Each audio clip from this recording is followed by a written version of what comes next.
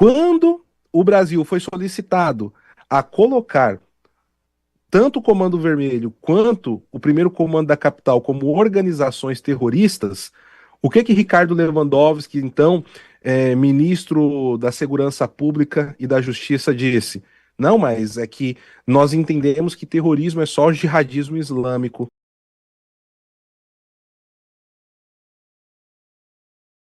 Hoje, logo nas primeiras horas da manhã, um dos principais jornais dos Estados Unidos, principalmente para os latinos, que é o Miami Herald, trouxe uma informação que o governo americano iria liberar nos próximos dias um documento bombástico sobre toda a questão envolvendo as ingerências, as espionagens, os movimentos revolucionários e tudo que Cuba fez desde que Fidel Castro tomou o poder na ilha. E isso agitou, né, obviamente, todo o cenário aqui nos Estados Unidos, e algumas horas depois, nem foram dias, o secretário de Estado, Marco Rubio, em pessoas, liberou o documento. E ele liberou esse documento com a seguinte. Nossa, perdão, meus amigos, aqui veio o espirro, não deu para segurar. Que isso, vamos lá. O secretário de Estado Marco Rubio colocou aqui em pessoa. Há mais de 6 décadas, o regime cubano tem sido o principal patrocinador do esquerdismo radical e do terceiro-mundismo nos Estados Unidos.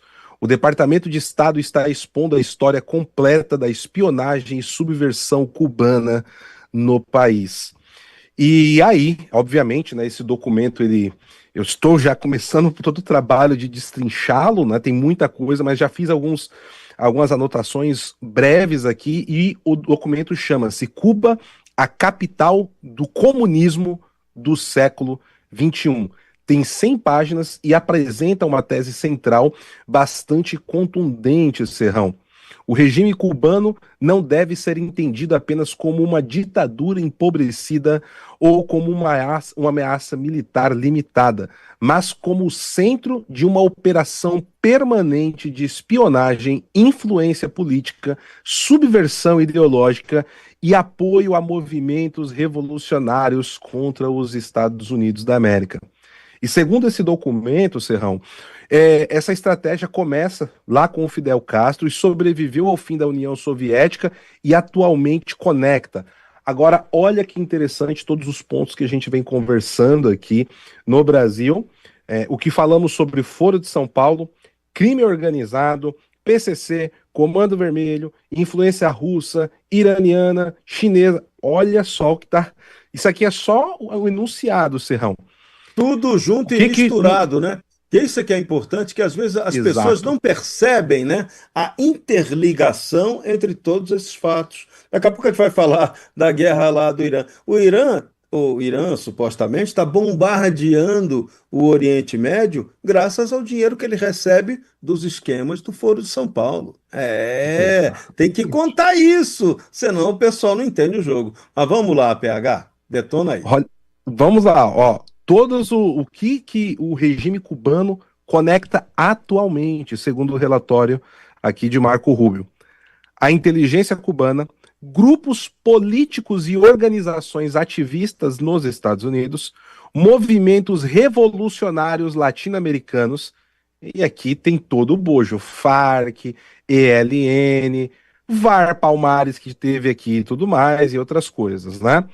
Rússia, China e Irã, e olha só, Serrão, organizações palestinas e integrantes do chamado Eixo da Resistência. Do que nós estamos falando? Oh, Guarda Revolucionária Iraniana, Hezbollah, Hamas, tudo concentrado na América Latina com a batuta de Cuba. E aí, meu caro, tem um ponto aqui.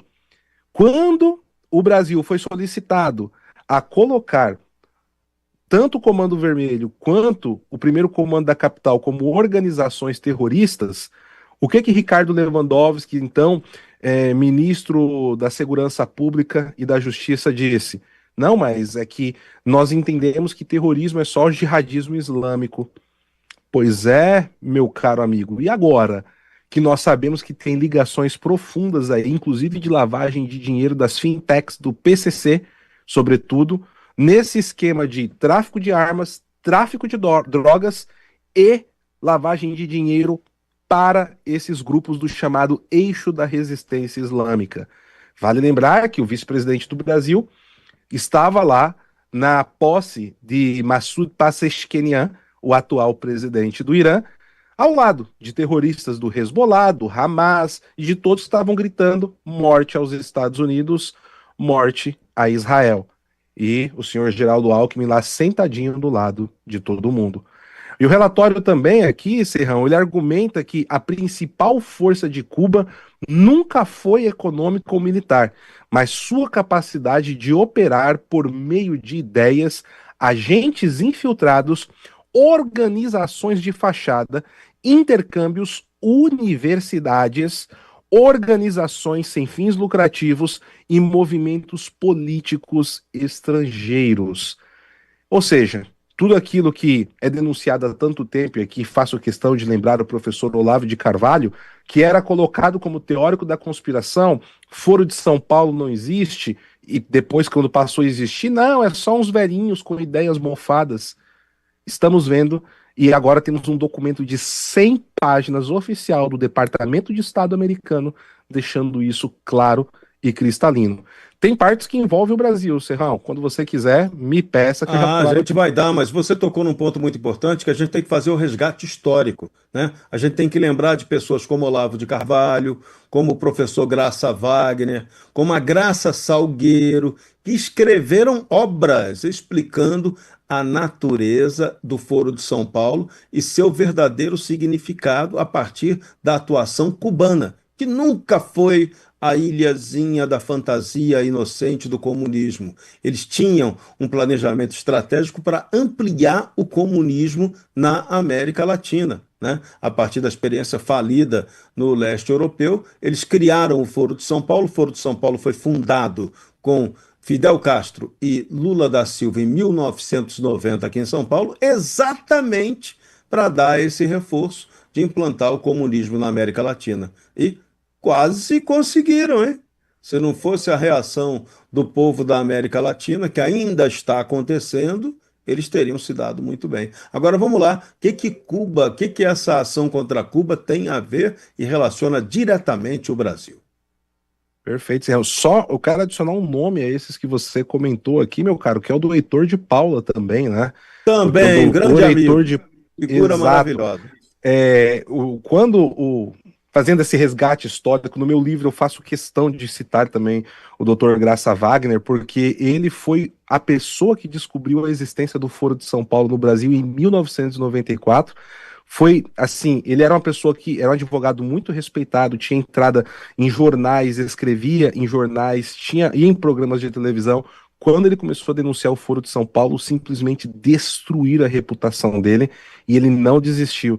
Ele falece no final dos anos 90 e o próximo de falecer, ele entrega todo o material que ele tinha reunido sobre o Foro de São Paulo ao professor Olavo de Carvalho, que então funda o Mídia Sem Máscara, né, junto com a Graça Salgueiro, com o Heitor de Paula e outros grandes nomes, e passa a denunciar o Foro de São Paulo há quase 30 anos atrás, né? Então, é essencial isso que Ah, você PH, comenta e tem aqui, um outro Serrão. nome que a gente também não pode esquecer por justiça histórica: Carlos Azambuja.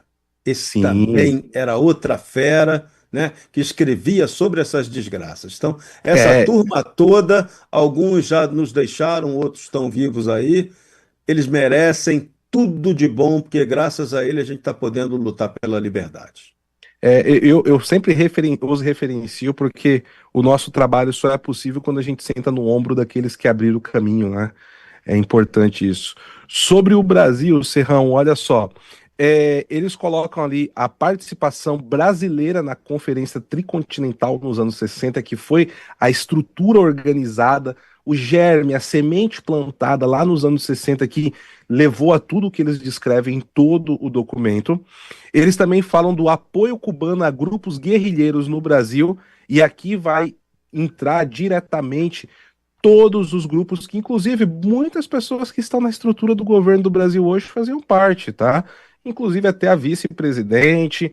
Temos Aloysio Nunes, que foi chanceler do Brasil, foi motorista do Marighella. São vários os nomes que nós temos aí que fizeram parte de tudo isso, sem falar de Brizola e etc, etc, etc. Fala da influência do manual de guerrilha de Carlos Marighella, que é louvado, inclusive existe um trabalho cultural de resgate com filmes e tudo mais. Então, tudo isso é citado como ferramenta de subversão, e porque assim, os americanos não entendem, mas isso aconteceu 20, 30 anos atrás? Não, mas eles entendem que tudo leva ao ponto que está hoje, faz parte da mesma trilha, tá? A turma de E hoje aqui, os bandidos daqui hoje, da narcoguerrilha, eles praticam aquele mini manual do guerrilheiro urbano do Carlos Marighella. Então não é brinquedo não, PH. Pois é. E Serrão, para pontos atuais, eles falam do ativista Tiago Ávila, tá? E uma mobilização internacional em apoio a Cuba. Ele é aquele brasileiro da flotilha da Greta Thunberg, né? Que quando prenderam, os israelenses prenderam o pessoal da flotilha, não algemaram. E ele, quando vê a câmera, ele coloca a mão para trás, finge que está algemado para chamar a atenção das câmeras do mundo, né? É esse brasileiro aí. Então são vários os pontos, só que tem um ponto determinante aqui, que esse, a gente não pode esquecer, é um documento de Estado dos Estados Unidos da América. Eu preciso compartilhar isso com você. Tem mais de 10 bilhões de reais esquecidos no Banco Central e a mídia tradicional não mostra que tem mais 6 brechas escondidas no sistema onde pode ter dinheiro seu. Tem gente que sacou mais de 23 mil reais que nem imaginava ter e por pouco não perdeu o prazo. Se você não quer fazer doação para esse governo esquerdista, precisa vir urgente, antes que tirem o seu direito. Tem brecha vencendo agora. Eu deixei o link aqui na descrição e um QR Code na tela para quem está vendo através da TV. Acesse agora e recupere o que é seu. Então, a questão do governo atual do Brasil estar intimamente ligado, pode ser que o Departamento de Estado não publicou tudo para evitar um choque, uma guerra diplomática ainda maior do que já está existindo com o governo brasileiro. Porque se eles têm todos esses dados, eles têm muito mais que não foram publicados, não foi publicado aí, Serrão. Mas isso também pode ser o prenúncio de que amanhã, né, Donald Trump seja obrigado a tomar outras providências contra o Brasil, né, além dessas sanções que ele tem tomado agora. Então é bom ficar de olho e a gente está de olho nisso.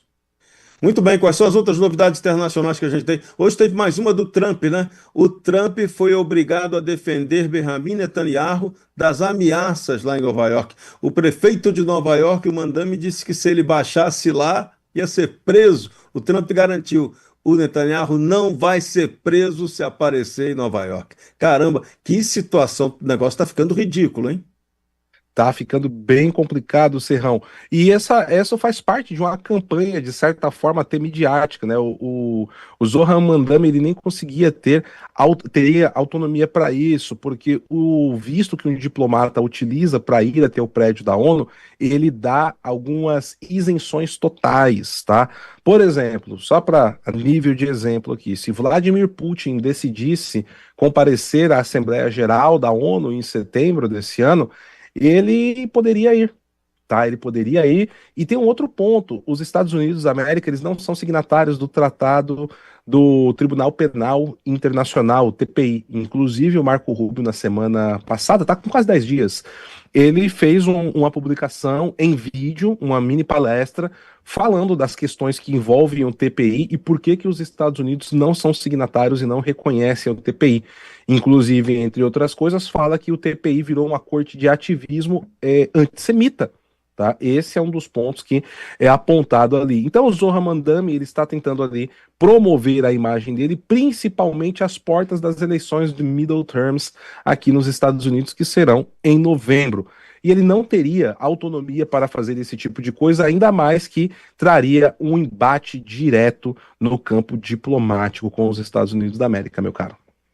Muito bem. O que mais que você traz para a gente de destaque, BH? Eu sei que você escreveu um artigo bacana que está na comunidade Auriverde Brasil, e eu queria que você falasse do conteúdo desse artigo, até para incentivar a galera, como eu estou pedindo a toda hora, para se inscrever nessa comunidade ali. O conteúdo é altíssimo nível. Fala para a gente desse artigo.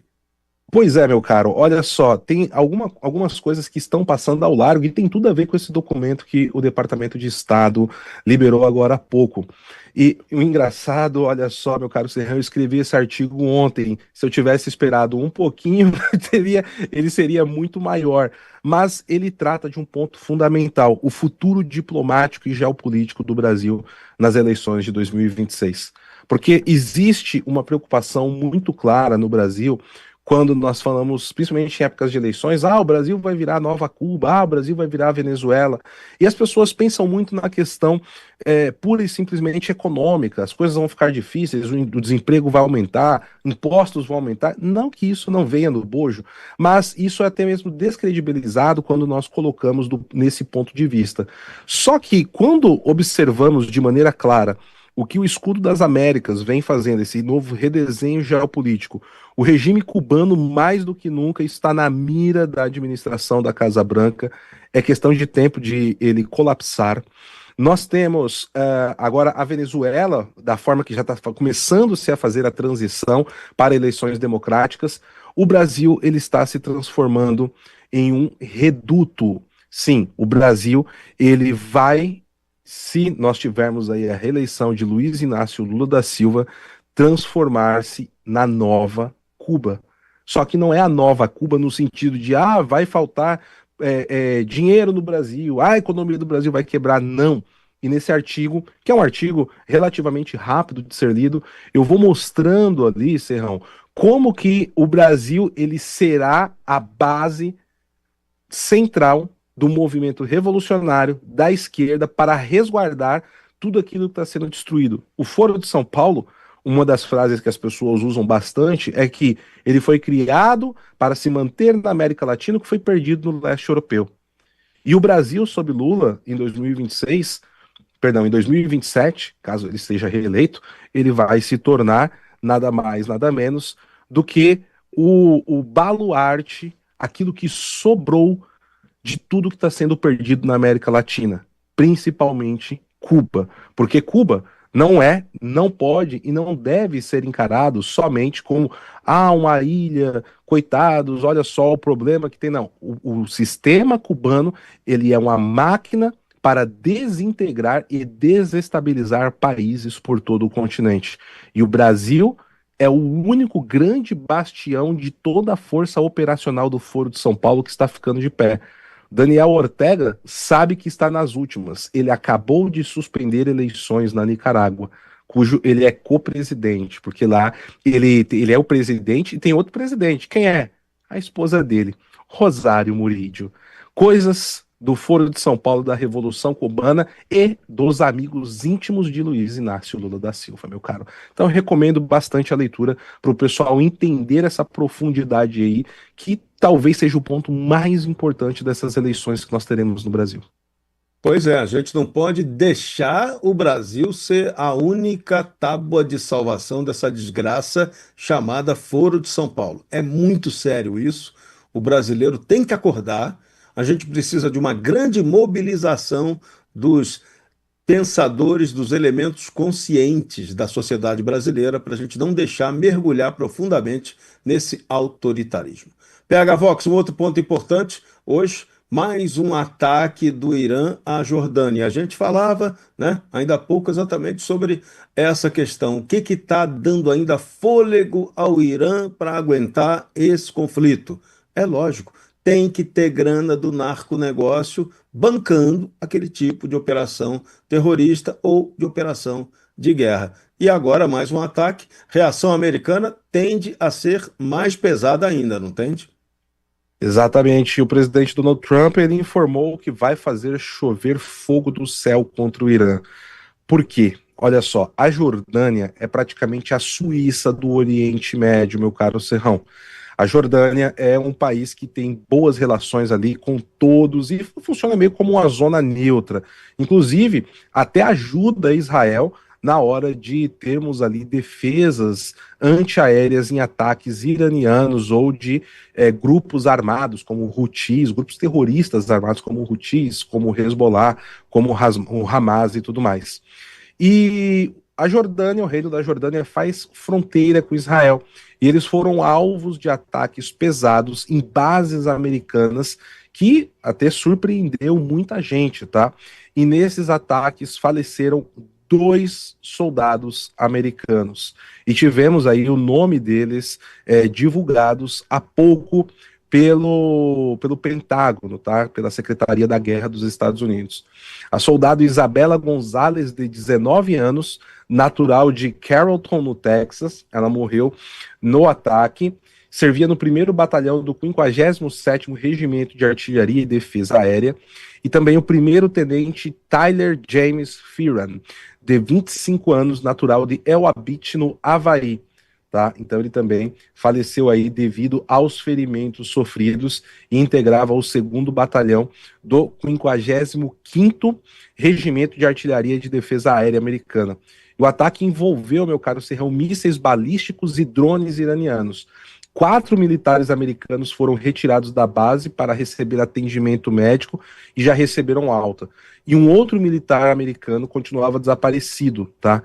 Enquanto esse informe foi liberado. Ainda não temos aí nenhuma informação se ele está vivo, provavelmente ele faleceu nesse ataque a essa base americana, e isso está mexendo com a estrutura aqui também nos Estados Unidos. Serrão, eu vou dizer uma coisa para ti, meu caro. Os últimos 5 dias nos Estados Unidos, de quinta-feira até aqui, são bombas atrás de bombas aqui, sem nenhum trocadilho infame, mas a situação geopolítica vindo dos corredores da Casa Branca estão puxadíssimas em todos os sentidos, que não dá nem para parar para respirar, meu caro. E essa situação de Israel? Israel tem insistido que está prontíssima, está de prontidão para intensificar os ataques ao Irã assim que os Estados Unidos darem essa permissão ou darem essa ordem. Ou será que Israel pode fazer algo independentemente dos americanos em função de toda essa confusão que já está acontecendo, né? E esses ataques emblemáticos a Benjamin Netanyahu acabam aumentando ainda a tensão, né? Olha, Serrão, a gente não pode afirmar 100%, mas aí eu saio do papel do correspondente e entro no do analista geopolítico aqui. Está cada vez mais claro que o Estado de Israel está chamando a falta. Sabe aquela brincadeira? Foi nada, contato veio, apareceu o contato, segue o jogo. É mais ou menos isso que parece que Israel está trabalhando para fazer. Por quê? Eles estão ali, olha, se o governo americano quiser a nossa ajuda, avisa que estamos prontos. Mas eles sabem que o Irã, eles não vão se conter e vão tentar atacar Israel de alguma forma. E aí é nesse momento que eles vão começar a cumprir as suas promessas. Promessas de quem? Principalmente de Israel Katz, o ministro da Defesa de Israel, que disse na sexta-feira, olha, estamos aqui de prontidão, nós não vamos atacar o Irã, mas a partir do momento que eles nos atacarem, nós faremos tudo aquilo que for necessário. E esse mesmo Israel Katz, na época do memorando de intenções, que foi um fracasso, né, coordenado ali pelo vice-presidente J.D. Vance, aqui dos Estados Unidos, Israel Katz já tinha dito o seguinte: nós estamos prontos para eliminar toda a cúpula da Guarda Revolucionária e da ditadura islâmica do Irã. Se os Estados Unidos deram o sinal verde, nós temos todos os meios necessários para eliminar qualquer um deles. Então, me parece que estão ali esperando a falta chegar, para na hora que a falta que está cavadinha, eles mandarem para o gol, meu amigo. Muito bem, esse é PH Vox, um dos cracaços da informação da Seleção Brasileira do Rádio, diretamente de Washington. Valeu demais pela sua participação no nosso programa de hoje, hein? Eu que agradeço, Serrão. E olha só, pela primeira vez não chamei você de Pitoli durante o programa. Olha que evolução, meu caro amigo. Um abraço a toda a audiência. Um abraço também aqui para o Rodrigo Andolfato, que está aqui no programa, né? Não comunicamos aqui no ar, mas um grande abraço para ele, toda a equipe e a audiência da Auriverde. Valeu, vai com Deus, Ivan Kleber. Vai com Deus, Ivan Kleber. O troco vem, aquele abraço. Ô, Serrano, vou fazer uma Abraço. perguntinha rapidinha pro Paulo. Uma pergunta rapidinha pro Paulo. Ah, então faz. Rapidinha. Paulo, o Alckmin tirou foto com os maiores terroristas do mundo e isso não foi problema algum. Uma foto ocasional do Flávio Bolsonaro com o Vicário virou um assunto de manchete. Qual a sua opinião sobre isso? Rapaz, que não importa quem tirou a foto ou com quem você tirou a foto, mas o que você defende. Ou aquele famoso, né? Você votou em quem? Eu acho que é mais ou menos esse o caminho, viu, Rodrigo? Um abraço, meu caro. Enquanto você está assistindo esse vídeo, milhares de brasileiros patriotas estão conosco em nossas transmissões ao vivo. De manhã, das 8 da manhã até 1 da tarde, tem Jornal da Auriverde Brasil. Para fechar o dia, tem o Primeira Página, das 5 da tarde até as 7 da noite. Notícia em tempo real, com análises especialmente feitas para você. Inscreva-se em nossos canais, @Auriverde Brasil, a voz da direita.